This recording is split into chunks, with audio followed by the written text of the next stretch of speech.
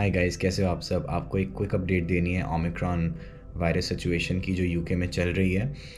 तो अभी जो मैंने लाइव स्ट्रीम करा था उसमें मुझे कमेंट्स में काफ़ी लोगों ने पूछा कि क्या सिचुएशन है यूके में।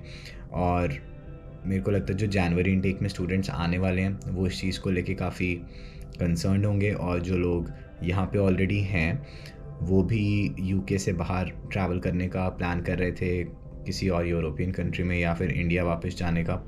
तो उनको भी इस चीज़ पे थोड़ा सा कंसर्न होगा कि ट्रैवल रिस्ट्रिक्शंस पे क्या इम्पैक्ट पड़ने वाला है। तो अभी मैंने लेटेस्ट वीडियो देखी है यूके के हेल्थ सेक्रेटरी की, और उन्होंने एक अपडेट दी है पूरी सिचुएशन पे। तो मैं आपको जल्दी से उसकी जो क्रक्स है वो मैं बता देता हूँ। जो ऑफिशियल वीडियो का लिंक है स्काई न्यूज़ का, वो मैंने डिस्क्रिप्शन में डाला है। प्लीज़ आप डिस्क्रिप्शन में जाके देखना एंड उस न्यूज़ को भी पूरा सुनना, बट उसकी जो क्विक समरी है मैं आपको जल्दी से इस वीडियो में बता देता हूँ। तो सबसे पहले तो ओमिक्रॉन वायरस के कितने ज़्यादा केसेस हैं अभी यूके में। तो एज ऑफ 6 दिसंबर इंग्लैंड में 261 कंफर्म्ड केसेस हैं, स्कॉटलैंड में 71, वेल्स में 4, और पूरे यूके में मिला के अभी 336 ओमिक्रॉन केसेस कंफर्म्ड हैं। इन सभी केसेस का इंटरनेशनल ट्रैवल से डायरेक्ट लिंक नहीं है, तो इसका मतलब इस वेरिएंट का कम्युनिटी ट्रांसमिशन स्टार्ट हो चुका है। ऐसा नहीं है कि जो लोग बाहर से आ रहे हैं उनकी वजह से ये हो रहा है। अब लोग आपस में जो इंटरैक्ट कर रहे हैं उस चीज़ से ये वायरस स्प्रेड हो रहा है। एंड अभी तक गवर्नमेंट के पास कोई डेटा नहीं है कि ये वायरस कितना ज़्यादा सिवियर है एंड इसके अगेंस्ट जो करंट वैक्सीन्स हैं वो कितनी इफ़ेक्टिव होंगी। तो सबसे पहली बात, तो जब तक गवर्नमेंट के पास ये डेटा नहीं आता जिससे उनको कंफर्मेशन मिलेगी कि कितना डेडली वायरस है ये और वैक्सीन की जो एफिकेसी है उस पर क्या इम्पैक्ट आएगा, उसको बिना एनालाइज करे गवर्नमेंट लॉकडाउन जैसा मेजर नहीं ले सकती। इसका मतलब अभी के हिसाब से, जो अभी का जो डेटा है उसके हिसाब से गवर्नमेंट लॉकडाउन का स्टेप, मेरे को जितनी नॉलेज है उसके हिसाब से तो नहीं ले सकती है जब तक ये डेटा नहीं आता।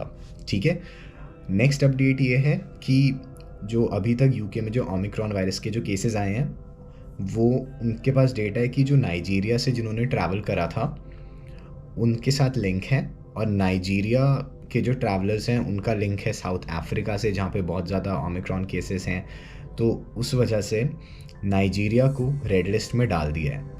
इसका मतलब यूके गवर्नमेंट अब कंट्रीज़ को रेड लिस्ट में डालना शुरू कर रहा है एंड रेड लिस्ट कंट्रीज़ पे वही रूल्स अप्लाई होंगे मैनेज्ड होटल क्वारंटीन के। ठीक है, बट अगर आप रेड लिस्ट कंट्री में हो भी तो भी स्टूडेंट्स पर ट्रैवलिंग रिस्ट्रिक्शंस नहीं होंगी, बट क्योंकि स्टूडेंट्स के पास यहाँ पे रेजिडेंट के राइट्स होते हैं, टेम्परेरी रेजिडेंट जो होते हैं, क्योंकि आपको बीआरपी वगैरह मिलता है तो आपको कोई रोक नहीं सकता, बट आपको होटल क्वारंटीन करना पड़ेगा। लेकिन जो नॉर्मल ट्रैवलर्स हैं उनके लिए ट्रैवल बैन हो जाएगा अगर उनकी कंट्री रेड लिस्ट में आ जाती है। तो नाइजीरिया को अभी तक मूव करा है, और जो कंट्रीज़ बाकी रेड लिस्ट में थी वो वैसे ही हैं। अभी इंडिया तो नहीं आया, ना ही पाकिस्तान आया, ना ही नेपाल आया है अभी तक रेड लिस्ट में। बाकी मैं एक बार क्रॉस वेरीफाई भी आपको जल्दी से करके बताता हूँ कि और हमारे रीजन की कोई कंट्री अभी तक रेड लिस्ट में है कि नहीं। नहीं है, नाइजीरिया, साउथ अफ्रीका, जिम्बाब्वे और कुछ कंट्रीज़ हैं।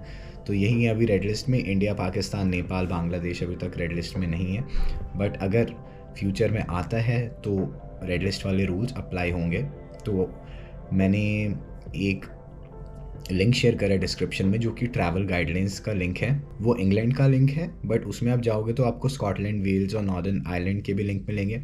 तो बेसिकली उस लिंक को ऑन अ वीकली बेसिस ना आप अच्छे से स्टडी करना उसमें क्या क्या चेंजेस होते हैं, बिकॉज उसमें सारी इन्फॉर्मेशन है कि आपको यूके में ट्रैवल करना है तो आप पे क्या रूल्स अप्लाई होंगे। और एक और अपडेट इसमें है कि ये जो वायरस जब किसी और के पास जाता है तो जो विंडो होती है जिसमें किसी इंसान को इन्फेक्शन होगी और वो किसी और को इन्फेक्ट कर सकता है, वो और ज़्यादा छोटी हो गई है। ठीक है, इसका मतलब किसी इंसान को अगर डेल्टा वेरिएंट से कोविड हुआ था तो उसको दूसरे लोगों को वो वायरस ट्रांसमिट करने में ज़्यादा टाइम लगता था कंपेयर टू दिस वेरिएंट। इसकी वजह से यूके गवर्नमेंट ने जितने भी ट्रैवलर्स हैं जो यूके में आ रहे हैं उनके लिए मैंडेटरी कोविड टेस्ट इम्पोज कर दी है यूके में एंटर करने से पहले। तो अगर आपका कोविड टेस्ट पॉजिटिव आता है तो आप यहाँ पे ट्रैवल नहीं कर पाओगे।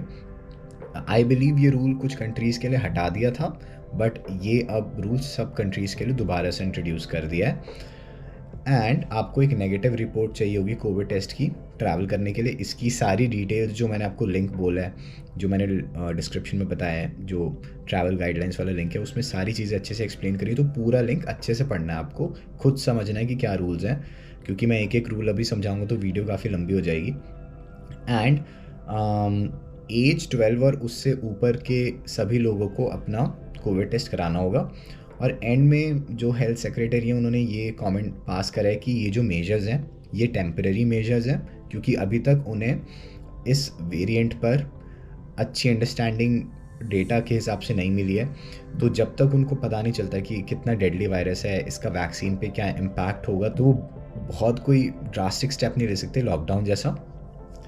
और उन्होंने ये भी बोला कि वो नेक्स्ट वीक एक और अपडेट देंगे। तो अब वो नेक्स्ट वीक में उनके पास कोई डेटा अवेलेबल हो जाएगा या नहीं होगा ये तो नेक्स्ट वीक ही पता चलेगा। बट अभी के हिसाब से लॉकडाउन की कोई अनाउंसमेंट नहीं हुई है, बट सिंस उन्होंने ये बोला कि टेम्परेरी मेजर्स हैं तो वो भी एंटिसिपेट कर रहे हैं कि पॉलिसीज़ में चेंज करना पड़ सकता है जैसे जैसे डेटा उनके पास आएगा। क्योंकि देखो कॉमन अंडरस्टैंडिंग है, अगर कोई ऐसा इंसाइट उनको मिलता है कि ये जो वेरिएंट है ये और भी ज़्यादा डेडली है एंड करंट वैक्सीन्स का एफिकेसी पे ज़्यादा इम्पैक्ट पड़ेगा, वो कम हो जाएंगी और ज़्यादा इस वेरिएंट के अगेंस्ट, तो उस केस में तो ऑब्वियसली गवर्नमेंट को स्ट्रिक्ट मेजर्स लेने पड़ेंगे। इवन दो अभी क्रिसमस है और लास्ट क्रिसमस पे भी गवर्नमेंट को काफ़ी फाइनेंशियल इकोनॉमिक लॉस हुआ था, क्योंकि लास्ट ईयर भी क्रिसमस के टाइम ही जो था वो कोविड आया था। एंड अभी भी जो केसेस हैं वो ऊपर की तरफ ही जा रहे हैं। अगर आप डेली केसेस का ग्राफ देखो, ऑल्दो जो हॉस्पिटलाइजेशन का रेट है वो कम ही है अभी और डेथ का रेट कम है, बट स्लाइटली इंक्रीज़ होना स्टार्ट हुआ है। तो यही है अभी तक की जो सारी अपडेट है। जैसा कि मैंने बोला कि आने वाले वीक्स में जो गाइडलाइंस है वो अपडेट होंगी, बट जो पास्ट लर्निंग है वो तो आपको पता ही है कि कोविड एक बार जब स्प्रेड होना स्टार्ट होता है नया वेरिएंट, तो डेल्टा वेरिएंट जैसे आया था स्टार्ट हुआ था तो वो इतना ज़्यादा बढ़ा कि वो डोमिनेटिंग वेरिएंट बन गया। तो अगर ये भी वेरिएंट डोमिनेटिंग वेरिएंट बन जाता है तो इससे भी पॉलिसीज़ में काफ़ी ज़्यादा चेंजेस आएंगे। तो जो अपकमिंग स्टूडेंट्स हैं उनको मैं एडवाइस करूँगा कि please follow the latest guidelines. Next week announcement शायद होगी तो उसमें देखते हैं क्या बताते हैं। बाकी जो करंट स्टूडेंट्स हैं उनको मैं एडवाइस करूँगा कि अगर आप अवॉइड कर सकते हो इंटरनेशनल ट्रैवल तो my advice for you is कि आप उस ट्रैवल को अवॉइड करो, बिकॉज गलती से इंडिया रेड लिस्ट में आ जाता है। अगर आप इंडिया जाते हो तो आपको वो 2-2.25 लाख का होटल क्वारंटीन करना पड़ेगा, which is a huge amount. That's all for today's video. Please subscribe to my channel. I will be making a lot more videos जब भी मेरे को कोई अपडेट मिलती है। That's all for today. See you soon in the next video. Bye.